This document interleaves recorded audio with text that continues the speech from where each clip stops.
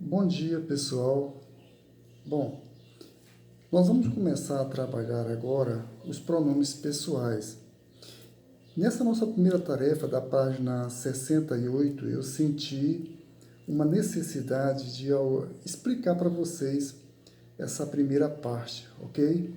Então, pega o livrinho de vocês aí e vamos começar. Página 68 diz o seguinte: releia a primeira fala do entrevistador Serginho Grossman. Eu vou falar agora com essa garota que sofreu na escola um problema muito grave.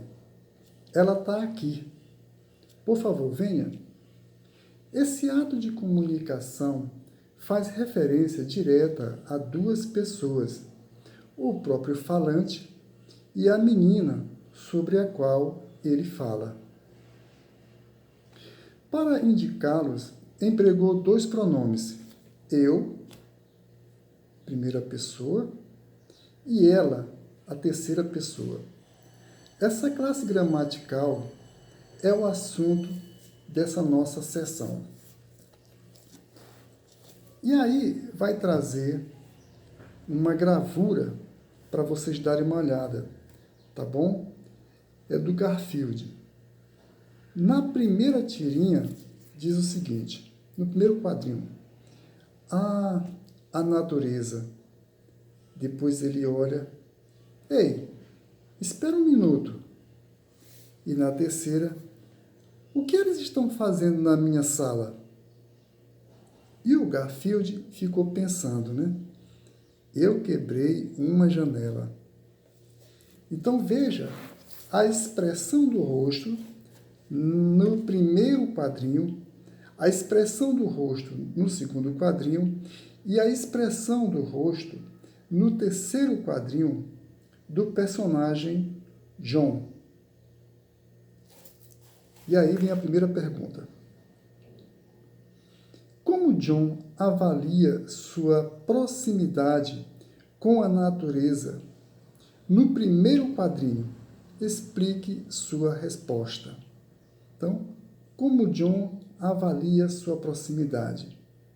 Então, você veja que na primeira impressão, ele está alegre, ele está com uma impressão de satisfação, de alegria.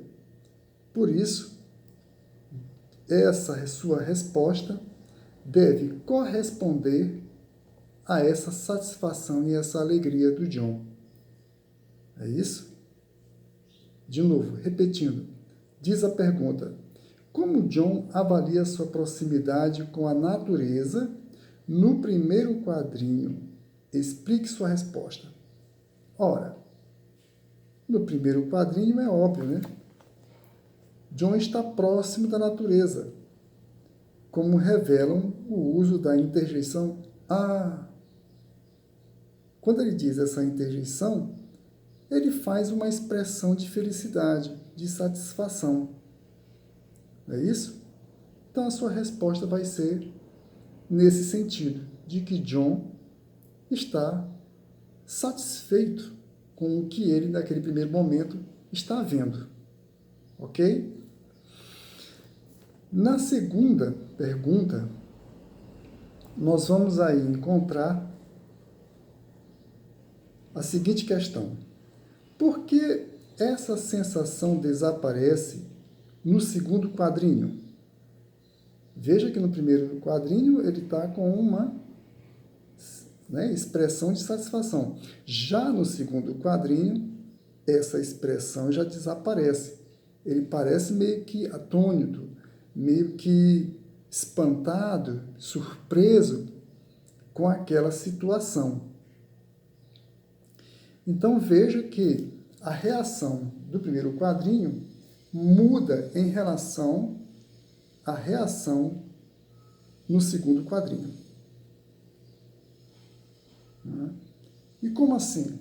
Porque John ele se dá conta de que os animais estavam dentro da casa dele, ou do apartamento dele.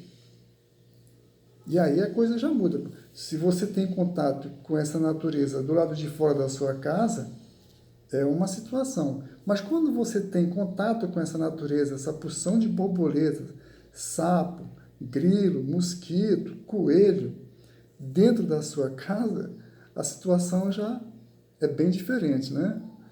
Então, assim, ora, por que essa sensação desaparece? Porque ele se dá conta, naturalmente, de que esses animais, esses insetos, estão dentro do seu apartamento. Não é isso?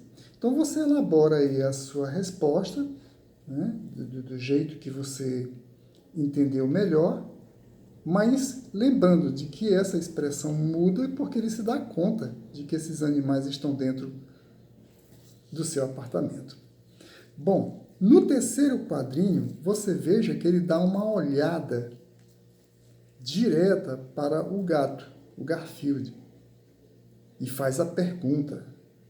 A expressão dele é quase uma expressão de alguém que está irritado. Então ele vai e pergunta: o que eles estão fazendo na minha sala? E aí vem aquele pensamento do Garfield dizendo que quebrou uma janela do apartamento, da casa. Então ele pergunta: explique de que maneira fica claro para o leitor que John atribui a Garfield a presença dos animais em sua sala. Por que você acha que ele entendeu que foi o Garfield o culpado de tudo aquilo? Como é que você entende isso? Por que você acha que ele olhou para o Garfield? Ora, quando ele olha daquela maneira, ou quando você olha dessa maneira para alguém, é porque você desconfia que foi essa pessoa que cometeu aquele ato. Não é? Então é isso que você vai explicar aí na terceira resposta, tá bom? Na quarta pergunta, diz assim: podemos afirmar que o gato parece constrangido por ser responsável pela presença dos outros animais na sala de John? Justifique. Ele está constrangido? Ele está com a cara de constrangido? Ele está, na verdade, com uma cara de mais irônico do que constrangido. Ele não se encontra constrangido de maneira alguma, né? Veja que o Garfield ele sorri para o John, né? Como se ele assumisse a traquinagem que ele fez, né? Então ele não se sente muito constrangido, ele se sente o quê? Assumindo um mal feito, mas não demonstra em nenhum momento que ele está arrependido disso. Você elabora agora as suas respostas, ou as suas respostas, e coloca aí para justificar. Bom, no quinto, diz o seguinte: observe a posição e a expressão do coelho nos 3 quadrinhos. Veja que tem um coelhozinho aí também, né? Nos 3 quadrinhos ele vai aparecer. Aparece com o olhar direto, depois ele aparece olhando para cima e depois aparece ele saindo. Observe a posição e a expressão do coelho nos 3 quadrinhos. Que diferenças você percebe? Como elas se relacionam com a sequência de reação de John? Explique. E agora, o que ele quer é, por exemplo, que você explique a relação que existe agora entre o que o John está falando e o que ele está fazendo ali. Qual é a relação de uma coisa com a outra? Então você veja que a expressão no primeiro quadrinho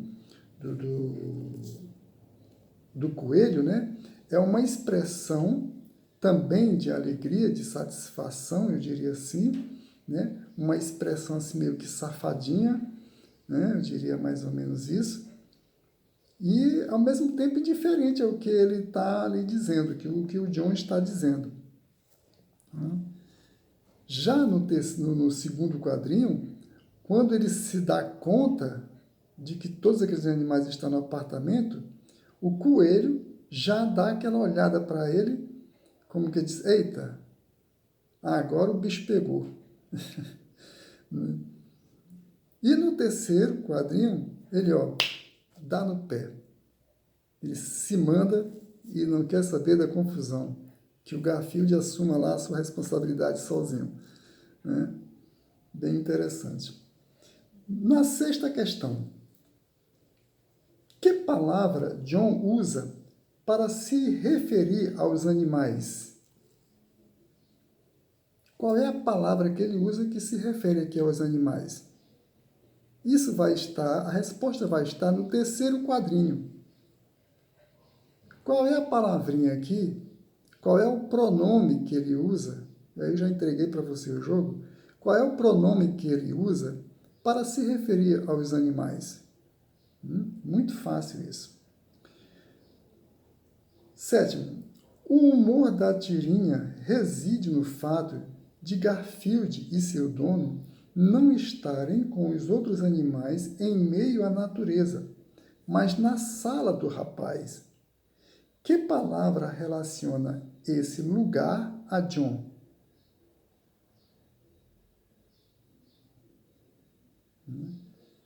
Qual é a palavrinha que ele usa que dá a entender de que aquela sala é dele? Ele vai usar aí um outro pronome, né? Um pronome possessivo. Também vai aparecer no terceiro quadrinho. Você pode até dizer, Leandro, mas eu nunca estudei pronome possessivo. Sim, mas aí eu vou dar uma oportunidade agora para vocês, para que você vá e dê uma olhadinha na sua internet. Faça uma pesquisa no Google. Veja quais são os pronomes possessivos, tá bom? Os pronomes pessoais. Os pronomes pessoais normalmente não mudam muito. Eu, tu, ele, nós, vós, eles. E aí vem os pronomes do caso oblíquo. Você dê uma olhadinha lá na internet se você tiver alguma dúvida. E aí, posteriormente, nos próximos vídeos, eu dou uma explicação sobre isso. Mas antes, eu queria só que vocês, primeiro, tentassem encontrar algumas respostas através das pesquisas de vocês. Tá bom? O que eu estou fazendo aqui é tentando forçar vocês a irem a pesquisar na própria internet. Ou nos livros que você tem em casa. Pois bem, então a resposta do sétimo também você vai encontrar lá no terceiro quadrinho. 8. Como Garfield poderia informar a John sobre a quebra da janela sem se entregar? Né? Ele poderia simplesmente apontar para a janela, indicando que essa janela estava quebrada. Então não precisava ele falar, bastava ele mostrar. Então a pergunta é muito simples. Como Garfield poderia informar a John sobre a quebra da janela sem se entregar? Bastava apontar. Né? No 9, que palavra contida no balão de pensamento de Garfield chama a atenção para a responsabilidade do gato na quebra da janela? Como é que ele assume isso? Qual é a palavrinha que indica que ele quebrou isso? Mais uma vez, está aí um pronome pessoal da primeira pessoa, o eu. Eu quebrei. Quando você assume alguma coisa, você diz eu. Né?